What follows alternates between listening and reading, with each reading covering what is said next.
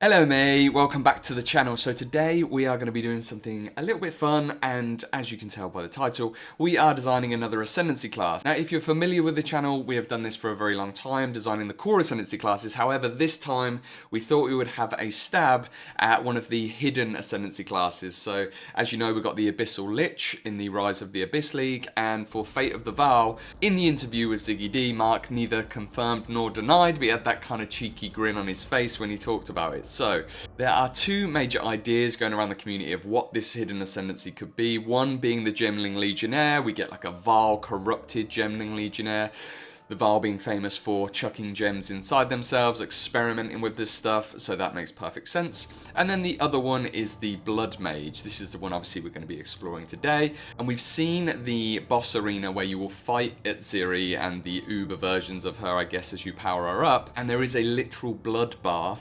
As she sort of steps into it, we see in the trailer, she looks into the mirror. And so what I'm thinking is that you defeat a high-powered sort of top-tier Atziri, you step into the bath, you look into the mirror, and then there is a personal mini communing that happens either on or off screen. That's up to GGG. And then you gain access to the Vaal Bloodmage Ascendancy. Let's take a look.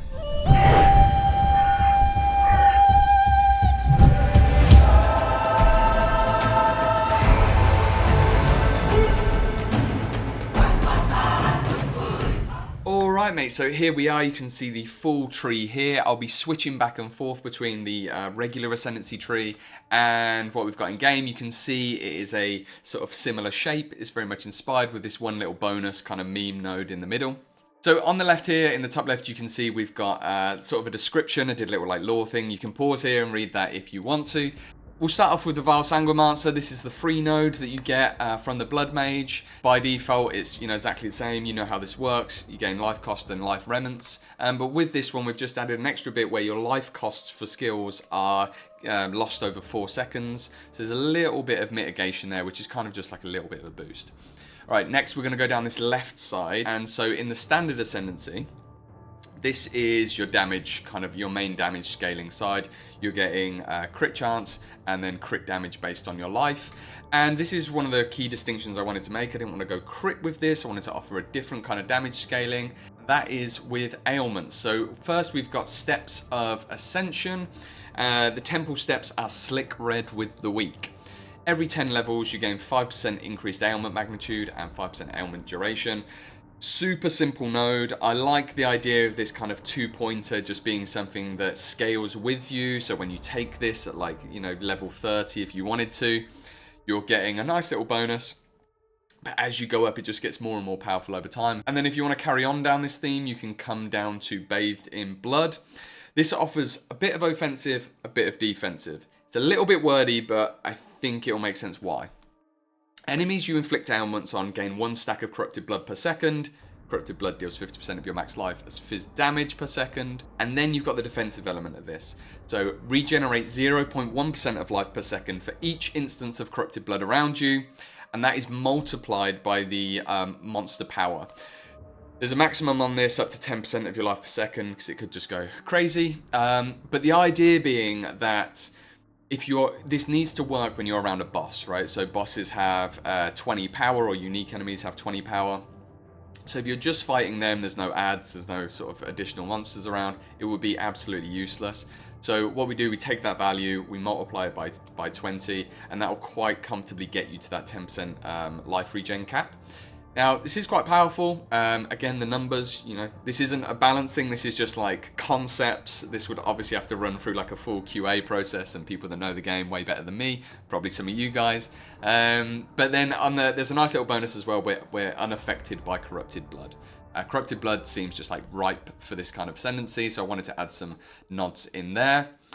Next, we're going to go into some of the fun things, some fun different ideas. So on the first here, we've got rid of like quite a few of the other nodes. This is where we're changing quite a lot. Unlike the Abyssal Lich, I didn't want to just like only change a couple of nodes. I wanted to just change like almost everything. And then, because this is mainly just for fun and concepting, stuff could be dropped, stuff could be swapped out. Who knows? Calamity. So this gives the skill Doomsday. I haven't put the UI up. I haven't done like a skill UI. But basically every 6 seconds, a non-unique enemy has a chance to explode. deals a chunk of damage as Fizz. And then that chance is divided by the monster power. And it starts with the highest power monster. So I'll try and like explain how this works if it's not obvious at first. Say you're in a pack, there's a rare monster there, there's some magic monsters, and then there's a load of white monsters. It would look at the rare monster, it would roll it and say, okay, 100% divided by the power, which is 10, so you get a 10% chance to blow up that rare. Because it's a skill, it can be supported with things like cooldown reduction, you can get that sort of tick rate down. So then it would go to the magic monsters if it didn't blow up the rare, and it would say, okay, these guys have got a 20% chance to explode, which is 100% divided by the 5 monster power. And then if it doesn't trigger any of those, it will just randomly pick a white mob and blow it up. It will instantly blow it up. There's a 100% chance for that to happen. So it's just like all the time you're getting these pops, and I kind of want to bring back that like chieftain feeling that I miss so much. Very much would need balance on the numbers. You can't just become an auto bomber for two ascendancy points, obviously. So yeah, fun one though. Alright, next up we have our one and only duo node on this tree, Atziri's Gifts and Atziri's Ire. So, we'll start with the Atziri's Ire. What this does, this gives you Apparition of the Queen. Okay, little kind of Atziri apparition that comes up from you, and it does a Flame Blast. Atziri is famous for her Flame Blasts, and it explodes around you. There's an offensive version of this in Ire and a more defensive utilitarian focus version.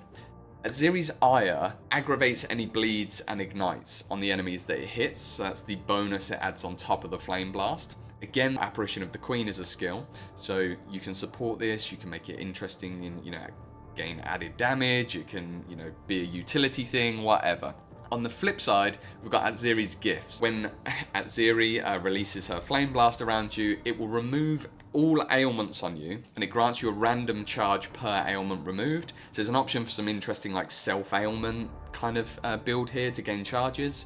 And then on top of that, you've got a 1% chance to gain a random charge per enemy hit, and that's multiplied by their power. Again, if you're in a boss fight and there's only one enemy, you're gaining a 20% chance every time this happens. We know that charge generation is a sort of interesting topic at the minute in the state of the game, and just offering, I wanted to like design something that offered another way to gain charges.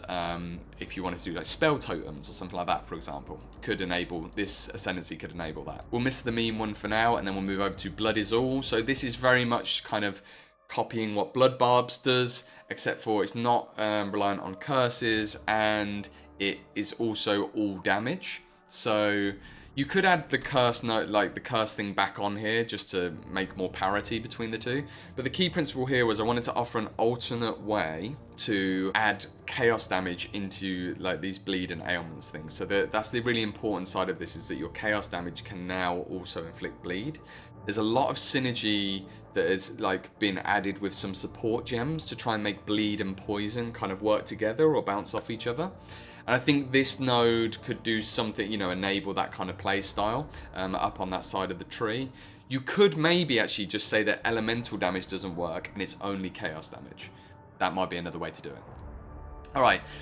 For the final kind of like really out there, like weird ones, I wanted to add, again, trying to enable some different builds and some different ideas. I wanted to add Precipice of Perfection. So an unreachable horizon is the tag. And I love this thematic idea that like Atziri basically was eternally doomed to like be so close to her vision but never fully achieve it. Or did she? We don't know. But yeah, this idea that like every timeline ends with Atziri, starting the Calamity, just thematically felt cool. And I wanted to make this all around like timing windows and perfect timing. It's a cool mechanic in the game. I think it's really engaging when you try and play it for some people. And there's not much support for it anywhere. So, channeling skills gain a perfect timing window. This line on its own is specifically focused on things like Flame Blast. Flame Blast is like Atziri's famous skill, if you don't know, from PoE 1. And I wanted to like make it so that when you reach full power on these kind of channeling nodes, there's this perfect timing window which gives you a chance to gain additional buffs. You reach your timing window a lot quicker and you get a more lenient time to do it. And then if you pull it off, you get a bit more damage, and then you also get some cooldown reduction. You could even sack off the extra damage, I think, and just increase that cooldown reduction and try and basically allow players, I think this could be a more interesting node mechanically, where you're allowing players to like get 75% or, you know, a chance to instantly reset the cooldown. And that just allows these like chains of kind of perfect timing windows, which could be fun, feel really like satisfying. Finally, we've got kind of the core defensive arc of the Ascendancy, and this is what made me want to play Bloodmage in the first place. This node here, actually, it's like a little mini Progenesis, and it's just super powerful defensively. I absolutely loved this node. And then we go down into Crimson Power, which is about Energy Shield. So I wanted to change this up a bit and offer like a very different version of it, but a similar kind of vibe. So this time, instead of reducing hit damage or converting it to damage over time, it just says that all your damage over time that you take is recouped. And your recoup can overflow your life. I think this is like, in of itself, a really powerful mechanic. Overflow is something that, you know, getting those big life numbers and that extra barrier, it's kind of like Blood Barrier in the Bloodline Ascendancies in PoE 1. It's just a really cool concept, really powerful. And then on top of that, we also have this like kind of, because we're not getting as much initial hit mitigation, I thought one way of kind of adding DR in like an interesting way is that as you get lower down in your life pool, your life costs go down. So you're putting yourself in less and less danger essentially as you get lower. You're not like immediately taking yourself down to get one tapped, which is pretty cool, I think. I think that kind of works. And then we've got the Energy Shield node. And so Crimson Power is like a really strong node. It can be really useful in lots of situations. But it's not always like a must take. And I think it's like a kind of interesting option. And that's why I wanted to offer as well, like an interesting option here.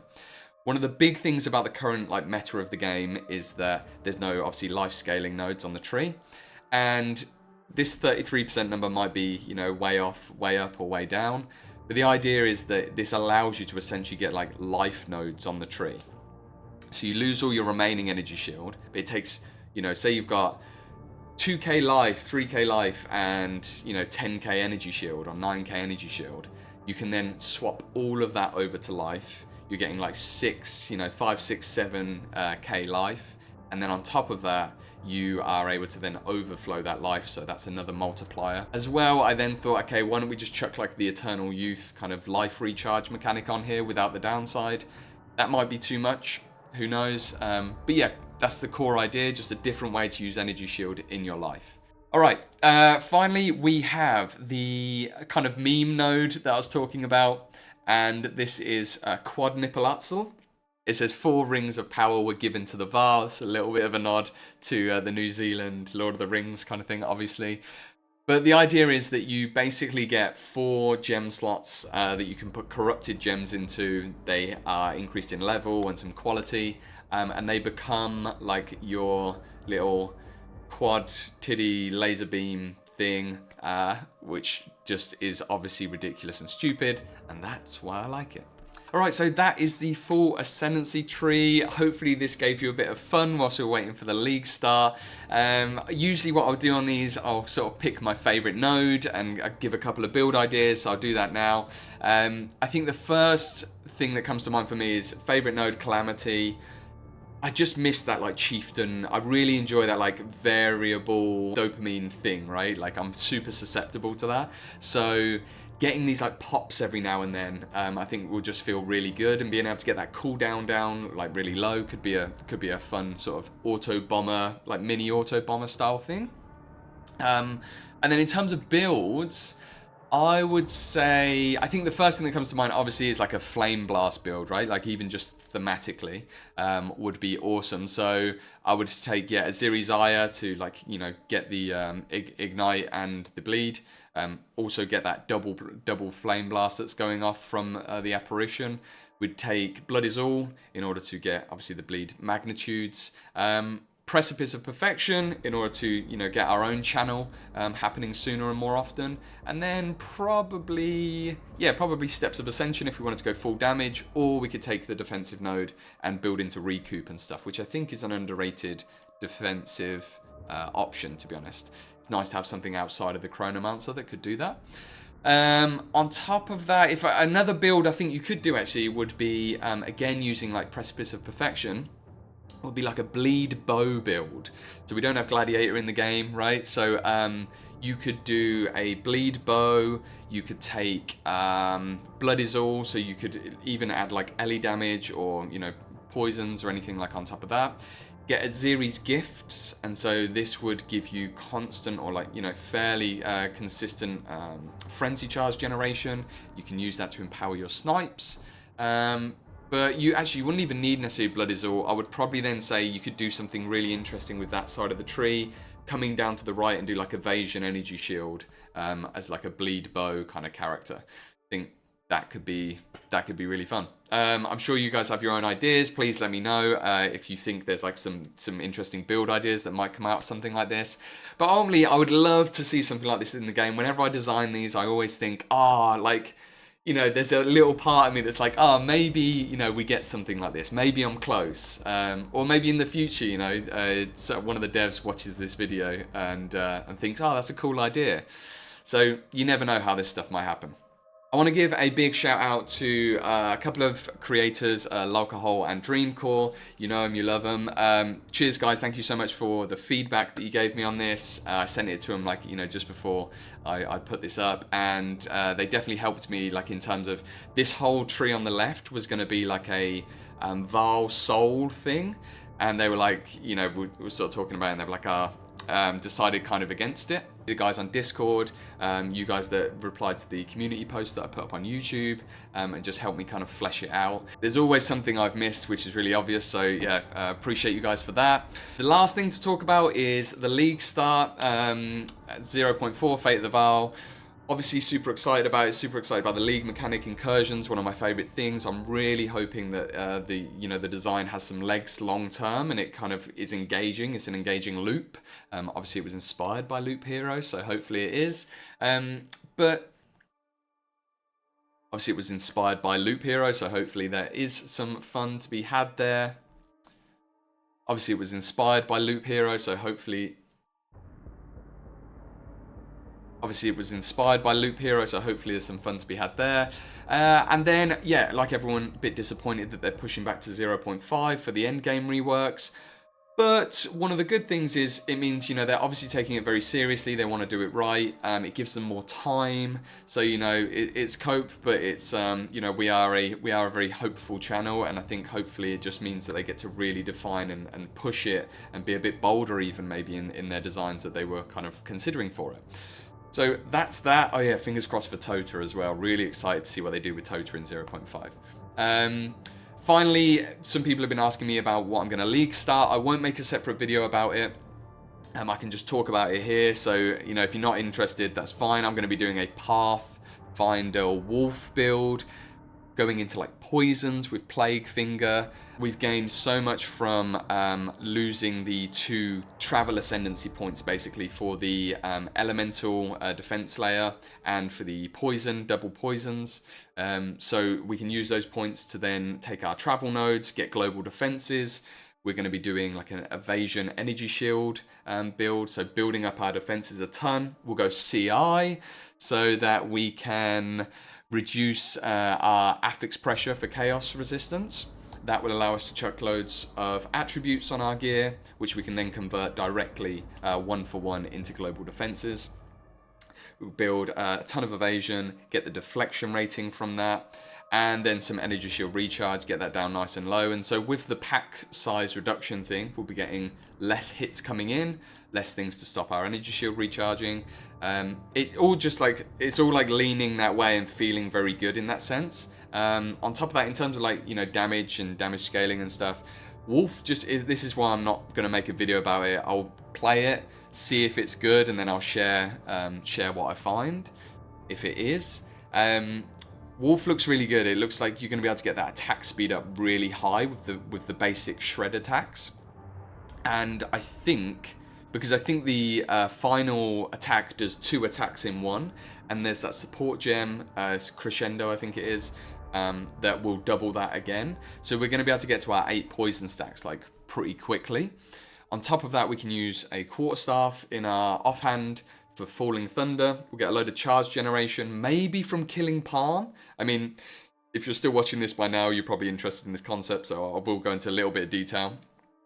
But Killing Palm got changed to hit every available enemy that is available for culling. So you're getting multiple instances of charge generation, which can then trigger the support gems, which give a chance for additional charges, as well as off charges, right? So like other charges. With Pounce being a slam, we can also generate endurance charges from that. And so then we can use charge regulation, and we can get 20% more global defense, 20% more crit chance. But that global defense is huge. With all that, if all that works and it lines up, I chucked it into POB, and like especially with a Here Is Ire, which again has got buffed and might be a bit chase, but that will be like probably our best in slot. You end up with like 90% plus evasion, because blind nodes are really strong on that side of the tree as well. You end up with deflection that's like, it's like over 80% deflection chance, and then on top of that we also get we're also getting like, you know, over 7k ES. When this isn't like GG gear, this is just like, you know, good end game gear.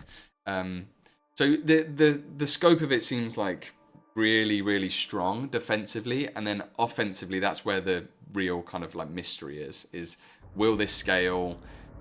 For clear, we can use Falling Thunder. The Nova support gem got a massive buff, so that's really good. And then if you've ever seen anyone playing Falling Thunder Nova, it's really strong. Go have a look. And with the poison proliferation, that should be even stronger. And then we've got single target. We can do, you know, the big power charge dumps on Falling Thunder, but on top of that, we've got this like super high uptime 8 poisons coming from Shred. I think there's some like really interesting stuff there. A lot of support gems, like with Lunar Blessing, the uptime on the gained damage, and then like rage generation. So Tacti's Ire is really strong. There's a new cold buff, which is like a souped up ice bite. And Arakali's Lust also got buffed. So all of these like poison, elemental, rage that benefits the wolf. I think we're just going to be able to like kind of hit a button, basically go berserk, and then just stack up, you know, whilst they're poisoned, stack up an absolute, frozen. We'll stack up a ton of poisons whilst they're frozen. Yeah, we'll see. We'll see how it works out, but that's the core idea. Like I say, if it works really well, I'll let you know. That is definitely enough for this video. It's gone on for a long time. Hopefully you enjoyed the concept if you're still watching. Thank you so much for supporting me. I'm only just coming back to, obviously, the channel and making videos. Yeah, you guys are wicked. If you want to join the Discord, come join the Discord. We do all this design stuff. It's fun. That's it. That's the pitch. All right, I guess I'll see you in the next one. Friends, Exiles, thank you so much for watching. Ta-da.